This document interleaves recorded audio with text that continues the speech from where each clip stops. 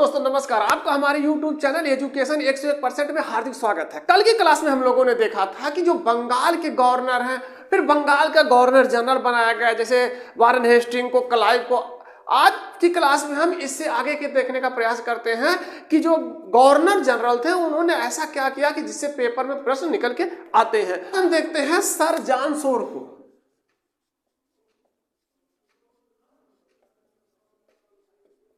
ये 1793 ईस्वी से 1798 ईस्वी तक गवर्नर जनरल रहते हैं। इन्होंने क्या महत्वपूर्ण कार्य किया?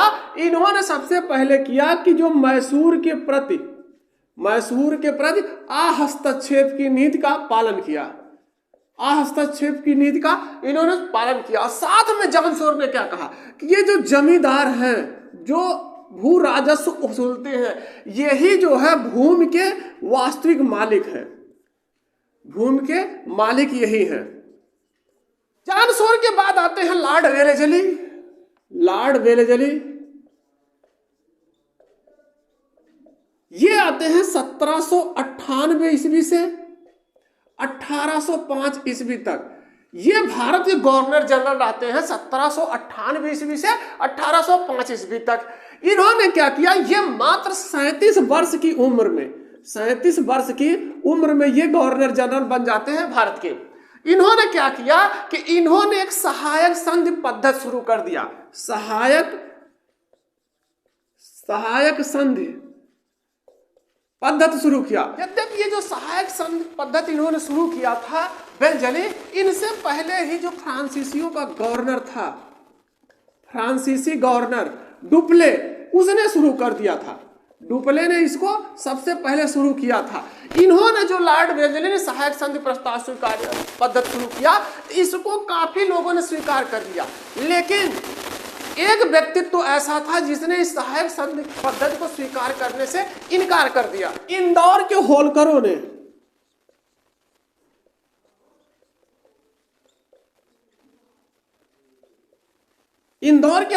ने क्या कहा इस लॉर्ड वेलेजली से कि हम आपकी सहायक संधि स्वीकार नहीं करेंगे। सहायक संधि पद्धति ये थी क्या?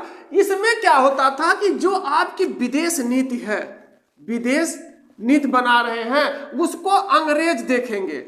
इस सहायक संधि को जो भी स्वीकार करता था उसका क्या होता था कि ये विदेश मामला जो होता था इसको अंग्रेज देखते थे, और इनका आंतरिक मामला आपको स्वयं देखना होता था।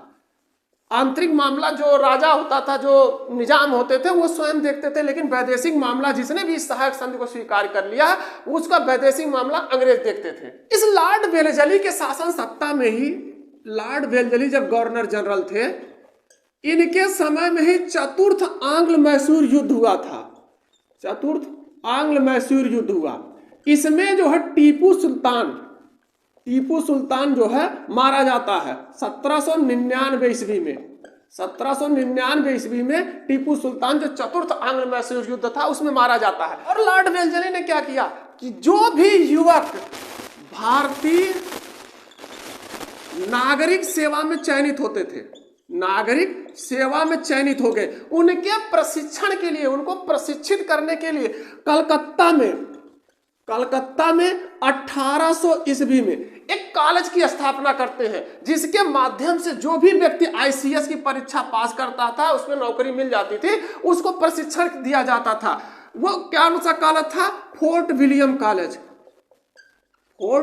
कॉलेज। इसके माध्यम से लोगों को प्रशिक्षित किया जाता था। यह विद्यालय 1854 ईस्वी तक चलता है। वो क्या काम था इसका 1854 ईस्वी तक कि जो अंग्रेज कर्मचारी थे, उन्हें जो है भारतीय शिक्षा का, भारतीय भाषाओं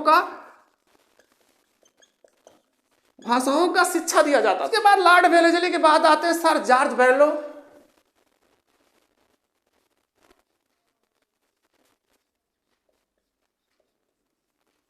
1805 ईस्वी से 1807 ईस्वी तक ये गवर्नर जनरल रहते हैं। इनका महत्वपूर्ण कार्य क्या था? ये हस्तक्षेप की जो नीति चल रही थी उसका कड़ाई से पालन करते हैं, कड़ाई से पालन किया। साथ में इन्होंने क्या किया कि मराठों के प्रति मराठों के प्रति शांतिपूर्ण नीति अपनाई, शांतिपूर्ण नीति का पालन किया। इनके समय में ही 1806 ईस्वी में, 1806 ईस्वी में इनके समय की एक महत्वपूर्ण घटना, कई बार पेपर में प्रश्न निकल के आते हैं यहां से कि 1806 ईस्वी में जो धार्मिक विद्रोह हुआ था वो किसके समय में हुआ था, या यह विद्रोह क्यों हुआ था। तो 1806 ईस्वी में प्रथम धार्मिक विद्रोह हुआ, धार्मिक विद्रोह हुआ कहां, ये बेल्लौर में हुआ था, बेल्लौर में। यह धार्मिक विद्रोह क्यों हुआ, उस समय यह कहा जाता था कि जो ये आप माथे पर तिलक लगा रहे हैं, साथ में जो आप पगड़ी बांध रहे हैं, ये नहीं चलेगा, जिसके खिलाफ लोगों ने बगावत कर दिया, भारतीयों ने बगावत कर दिया, और 1806 ईस्वी का प्रथम धार्मिक विद्रोह बेल्लौर में हो गया। उसके बाद आते हैं लॉर्ड मिंटो, उसके बाद गवर्नर जनरल बन के आते हैं लॉर्ड मिंटो। इनका शासन सत्ता 1807 ईस्वी से 1813 ईस्वी तक था। इनके समय की जो महत्वपूर्ण घटना थी लॉर्ड मिंटो के समय में, तो इनके समय में महाराजा रणजीत सिंह के साथ जो है अमृतसर की संधि हुई थी। अमृतसर की संधि कब हुई थी, 1809 ईस्वी में। इस अमृतसर की संधि जो हुई थी लॉर्ड मिंटो के समय में, तो इस पर दस्तखत जो किसने किया था, महाराजा रणजीत सिंह और चार्ल्स मेटकाफ ने किया था। चार्ल्स मेटकाफ ने किया। इसलिए इसमें पेपर में पूछता है कि चूंकि उस समय शासन सत्ता लॉर्ड मिंटो की थी, लेकिन जो संधि हो रही है उस पर दस्तखत कौन कर रहा है, हस्ताक्षर कौन कर रहा है, वो चार्ल्स मेटकाफ कर रहे हैं। अमृतसर की संधि जो हुई, और इनके समय की क्या महत्वपूर्ण घटना थी, इनके समय में 1813 ईस्वी में चार्टर एक्ट जो पारित हुआ था, चार्टर एक्ट पारित हुआ, वो ये लॉर्ड मिंटो के शासन सत्ता में ही जो है ये पारित हुआ था। उसके बाद आते हैं लॉर्ड हेस्टिंग गवर्नर जनरल बन के आते हैं। ये आते हैं 1813 ईस्वी से, इनकी शासन सत्ता जो चलती है, ये गवर्नर जनरल आते हैं 1813 ईस्वी से 1823 ईस्वी तक। इन्होंने क्या किया, जो अभी तक हस्तक्षेप की नीति चली आ रही थी उसका इन्होंने त्याग कर दिया। ये हस्तक्षेप की जो नीति चली आ रही थी इसका इन्होंने परित्याग कर दिया। और इन्होंने क्या, इनके समय की जो महत्वपूर्ण घटना थी, इन्होंने और क्या कर दिया, इनके ही समय में लॉर्ड हेस्टिंग के समय में जो है आंग्ल नेपाल युद्ध हो गया था। आंग्ल नेपाल युद्ध हुआ। इस युद्ध में जो है अमर सिंह थापा थे, अमर सिंह थापा, उन्होंने आत्मसमर्पण कर दिया। ये जो है 1814 ईस्वी के समय ये युद्ध होता है, आंग्ल नेपाल युद्ध, और इस युद्ध का समापन जो होता है 1816 ईस्वी में एक संगौली की संधि होती है। संगौली की संधि के द्वारा इस युद्ध का समापन होता है। लॉर्ड हेस्टिंग के समय की एक महत्वपूर्ण परेशानी थी, एक महत्वपूर्ण घटना थी, जो पिंडारी थे। पिंडारी, जिन लोगों का इतना आतंक फैल गया था कि शासन सत्ता तक इनकी जो है आतंकी की कहानियां पहुंचती थी। अब इनके सफाये के लिए लॉर्ड हेस्टिंग ने क्या किया, लॉर्ड हेस्टिंग योजना बनाता है। लॉर्ड हेस्टिंग इनके सफाई के लिए योजना बनाता, और इस योजना में लॉर्ड हेस्टिंग स्वयं शामिल होता है, और इनके जो है सफाई के लिए लॉर्ड हेस्टिंग उत्तरी कमान का जो है नेतृत्व स्वयं करता है कि किसी भी तरीके से ये जो पिंडारी हैं इनका सफाया होना चाहिए। उसके लिए स्वयं सेना का नेतृत्व करता है, उत्तरी कमान का नेतृत्व लॉर्ड हेस्टिंग स्वयं करता। ये पिंडारी जो थे ना, ये काली देवी की पूजा करते थे, अर्थात ये पिंडारी पुजारी भी थे, काली देवी की ये लोग पूजा करते थे। और लॉर्ड हेस्टिंग ने क्या किया, जो मराठों का एक संघ बन गया था, मराठों का संघ था, इसका इसने अंत कर दिया, अर्थात इस संघ का विघटन कर दिया। अपने नीतियों के माध्यम से लॉर्ड हेस्टिंग ने क्या किया, इस मराठा संघ का ही अंत कर दिया। मराठा संघों में जो संघ बना के रखे हुए थे इसका विघटन कर दिया।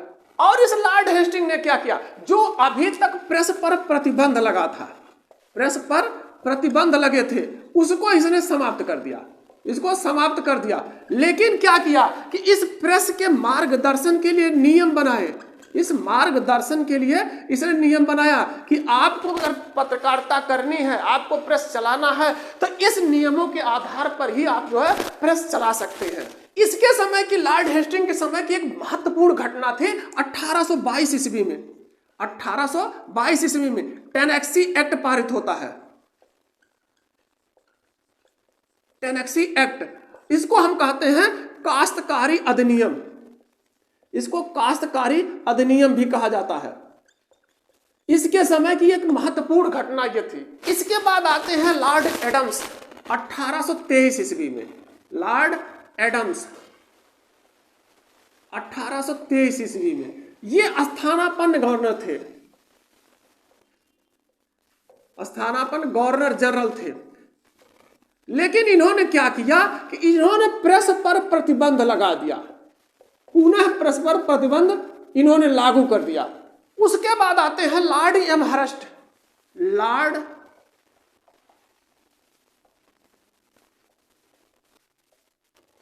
ये आते हैं 1823 ईस्वी से 1828 ईस्वी तक ये गवर्नर जनरल रहते हैं।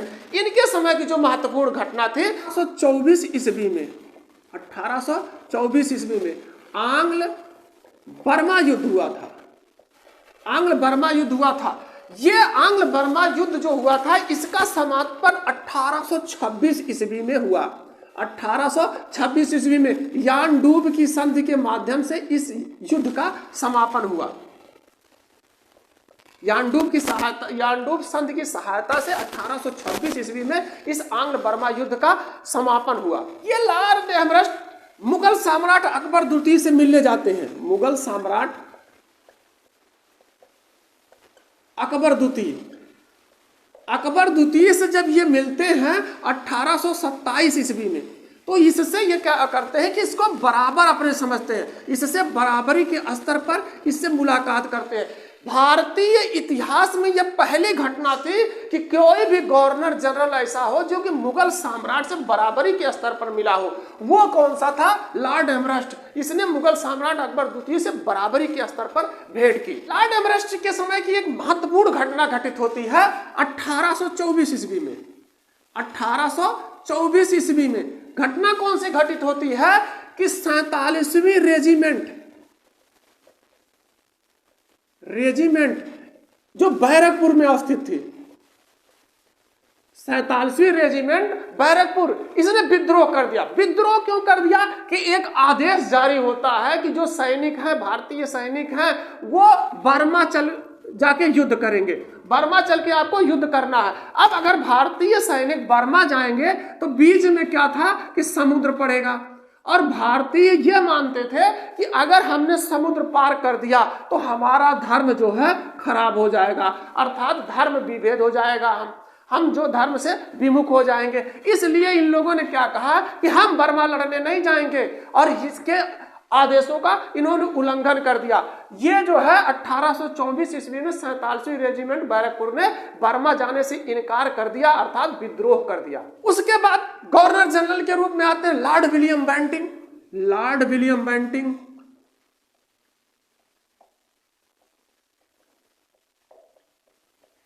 ये शासन सत्ता चलाते हैं 1828 ईस्वी से 1835 ईस्वी तक ये गवर्नर जनरल थे। ये जब भारत के गवर्नर जनरल बनते हैं तो इससे पहले 1803 ईस्वी में ये मद्रास के गवर्नर थे। 1803 ईस्वी में ये मद्रास के गवर्नर हैं। इनके समय में एक महत्वपूर्ण घटना घटित हुई थी कि 1806 ईस्वी में 1806 ईस्वी में एक धार्मिक विद्रोह हो गया।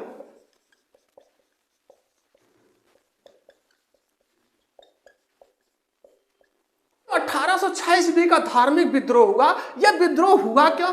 इन्होंने एक आदेश जारी कर दिया, लॉर्ड विलियम बेंटिंग ने एक आदेश जारी किया सैनिकों को कि आप माथे पर जो जातीय चिन्ह लगाते हैं, माथे पर जातीय चिन्ह, ये नहीं लगाना होगा। माथे पर जातीय चिन्ह का मतलब ये है कि जैसे हम लोग देखते हैं कि जो पहले के लोग थे, किसी वंश के होते थे तो उसका चिन्ह होता था, वो अपने माथे पर उसी तरीके का चिन्ह लगा के रखते थे। जैसे हम देखें काल में था, जो पहले लोग करते थे कि राजा दशरथ को हम लोग देखते हैं कि उनके माथे पर सूर्य का चिन्ह लगा होता था, अर्थात वो सूर्यवंशी थे। इस तरीके से वो अपने माथे पर सूर्य का जो है चिन्ह लगाते थे।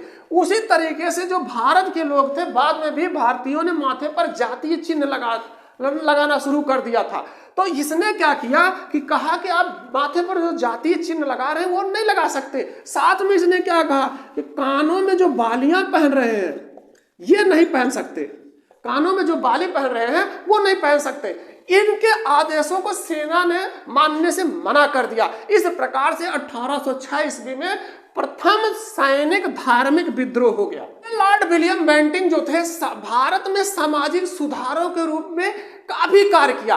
इन सामाजिक सुधारों के कारण ही पेपर में काफी प्रश्न लॉर्ड विलियम बेंटिंक से निकल के आते। जैसे इन्होंने एक काम किया 1829 ईस्वी में। 1829 ईस्वी में राजा राम मोहन की प्रेरणा से, राजा राम मोहन राय के सहयोग से इन्होंने क्या किया, 1829 ईस्वी की धारा 17 के तहत, धारा 17 के द्वारा इन्होंने सती प्रथा पर रोक लगा दी, सती प्रथा पर प्रतिबंध लगा दिया। हालांकि इससे पहले भी जो सम्राट हुए, जैसे अकबर हुए या मराठे हुए, इन लोगों ने भी इसे रोकने का पूरा प्रयास किया, लेकिन इन्होंने क्या किया, 1829 ईस्वी की धारा 17 के तहत इसे अवैध घोषित कर दिया कि अगर कोई भी ऐसा कार्य करता है कि अगर किसी भी स्त्री को जबरदस्ती जलाया जाता है, अर्थात सतीकरण होने के लिए मजबूर किया जाता है, तो उसको दंड दिया जाएगा। किसके तहत? 1829 ईस्वी की धारा 17 के तहत। लॉर्ड विलियम बेंटिंक की शासन सत्ता की एक सबसे दुखद पहलू था, सबसे गंभीर मुद्दा क्या था कि उस समय ठगों का आतंक था, ठगों का आतंक था। इससे लोग इतने दहशत में थे कि किसी के ऊपर कोई भरोसा ही नहीं करता, कहीं भी किसी को भी कोई ठग लेता था। इसके निराकरण के लिए लॉर्ड विलियम बेंटिंक ने क्या किया कि एक अधिकारी की नियुक्ति कर दिया, कर्नल स्लीमैन, और इससे कहा कि कुछ भी हो जाए, कर्नल स्लीमैन से कहा इसने कि कुछ भी हो जाए, इन ठगों का अंत होना चाहिए, ठगों का सफाया होना चाहिए। इस तरीके से कर्नल स्लीमैन के सहयोग से 1830 ईस्वी में ठगों का अंत हो गया। और ये जो ठग थे ना, ये पुजारी थे। ठग किसके पुजारी थे? ये काली देवी की पूजा करते थे, काली देवी की पूजा ये ठग करते थे। अब एक चार्टर एक्ट पारित होता है 1833 ईस्वी का चार्टर एक्ट, 1833 ईस्वी का चार्टर एक्ट पास होता है। इस चार्टर एक्ट के द्वारा जो बंगाल का गवर्नर जनरल है, बंगाल का गवर्नर जनरल है,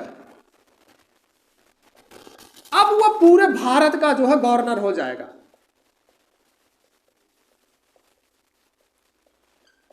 ये बंगाल का गवर्नर जनरल अब पूरे भारत का गवर्नर जनरल हो जाएगा। अगर यहां से हम देखें तो एक प्रश्न बनता है कि भारत का प्रथम गवर्नर जनरल कौन था? तो भारत का प्रथम governor general William Bentinck, Lord William Bentinck. लेकिन अगर हमसे पूछे कि बंगाल का प्रथम गवर्नर जनरल कौन था, बंगाल का प्रथम गवर्नर जनरल, तो ये है वारेन हेस्टिंग।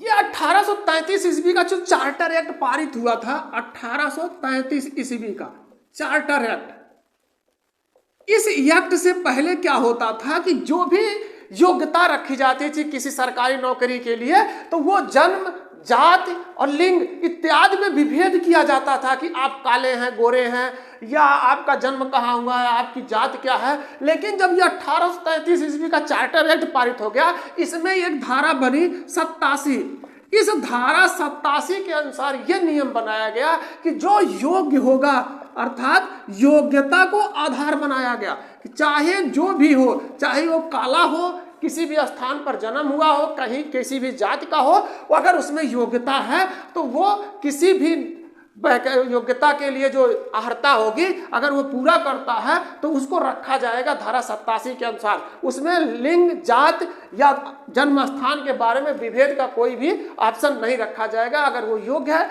तो वो अपनी नौकरी ज्वाइन कर सकता है। और लॉर्ड विलियम बेंटिंक ने क्या किया, 7 मार्च 1835 ईस्वी को, 7 मार्च 1835 ईस्वी को लॉर्ड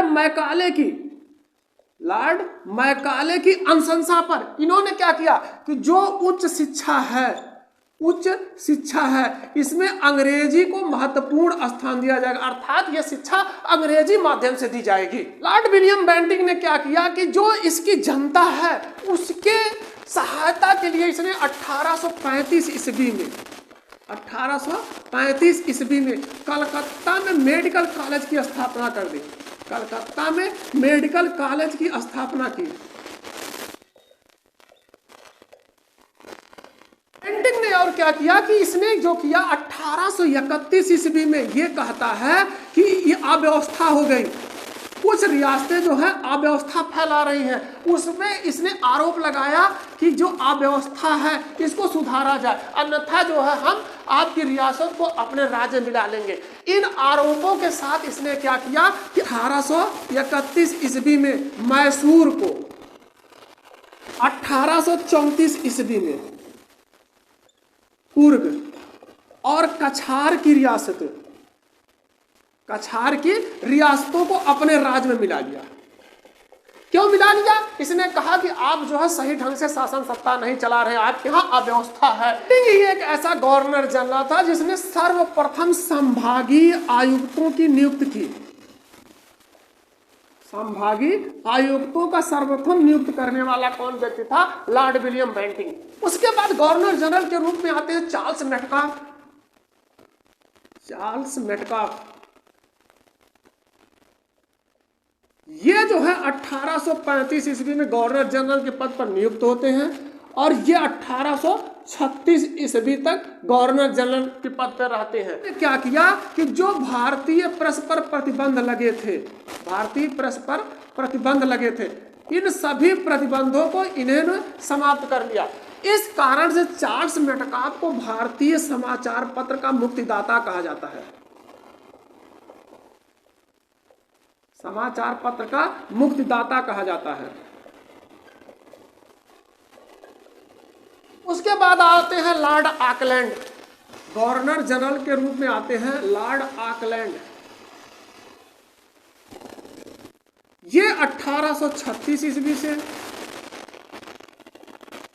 1842 ईस्वी तक गवर्नर जनरल के पद पर कार्य करते हैं। इनके समय की जो महत्वपूर्ण घटना थी, प्रथम आंग्ल अफगान युद्ध।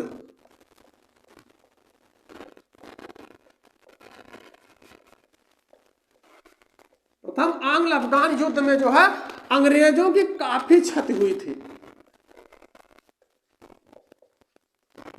काफी नुकसान इनको उठाना पड़ा और इन्हीं लॉर्ड ऑकलैंड के समय में त्रिपक्षीय संधि हुई थी। त्रिपक्षीय संधि किसके बीच हुई थी? महाराजा रणजीत सिंह,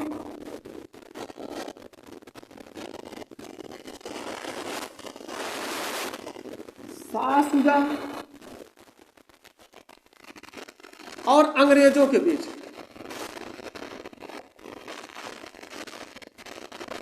लॉर्ड ऑकलैंड ने क्या किया? 1839 ईस्वी में इसने एक काम किया कि जो शेरशाह सूरी ने मार्ग बनवाया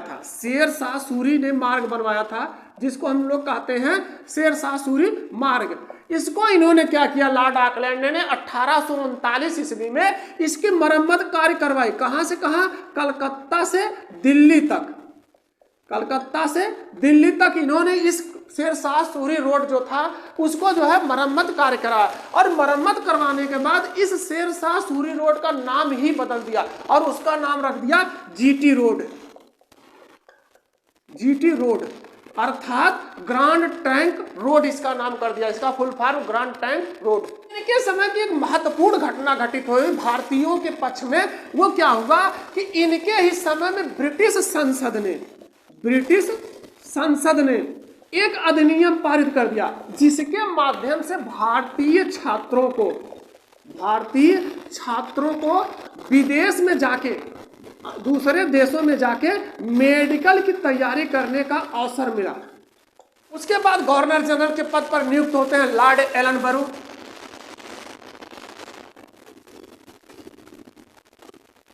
लॉर्ड एलनबरो ये 1842 ईस्वी से 1844 ईस्वी तक जो है गवर्नर जनरल के पद पर कार्य करते हैं। इनके समय की मुख्य घटना क्या घटित हुई? 1843 ईस्वी में सिंध का विलय हो गया।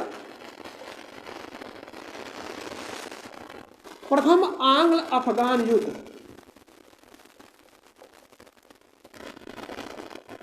यह समाप्त हो गया। और क्या हुआ? 1843 ईस्वी में एक अधिनियम पारित होता है। लॉर्ड एलनबरो के समय में 1843 ईस्वी का एक नियम पारित होता है। इस 1843 ईस्वी का जो अधिनियम है, इसकी धारा 5 के तहत यह कहा गया कि अगर किसी ने भी किसी को दास बनाया तो उसके खिलाफ ही इस 1843 ईस्वी की धारा 5 के तहत कार्रवाई की जाएगी। इस प्रकार से दास प्रथा का इन्होंने अंत कर दिया। दास प्रथा का अंत कर दिया। आजकल हम लोग जो देखते हैं कि एक रविवार की छुट्टी होती है, किसी भी कार्य को आप करिए वहां रविवार की छुट्टी होती है। ये रविवार की छुट्टी की शुरुआत कब हुई? तो इस लॉर्ड एलनबरो के शासन सत्ता में 1843 ईस्वी से ही इस रविवार के छुट्टी का शुभारंभ हुआ। जिससे जो आगे के जो भी गवर्नर जनरल है, जहां से पेपर में प्रश्न निकल के आते हैं, हम लोग कल की क्लास में देखते हैं। आज की क्लास में बस इतना ही। अगर हमारी वीडियो पसंद आती है तो लाइक करें, साथ में शेयर भी करें। अगर चैनल पर नए हैं तो चैनल को सब्सक्राइब करें, बेल आइकन दबाना ना भूलें, जिससे आने वाली वीडियो का नोटिफिकेशन मिलता रहे।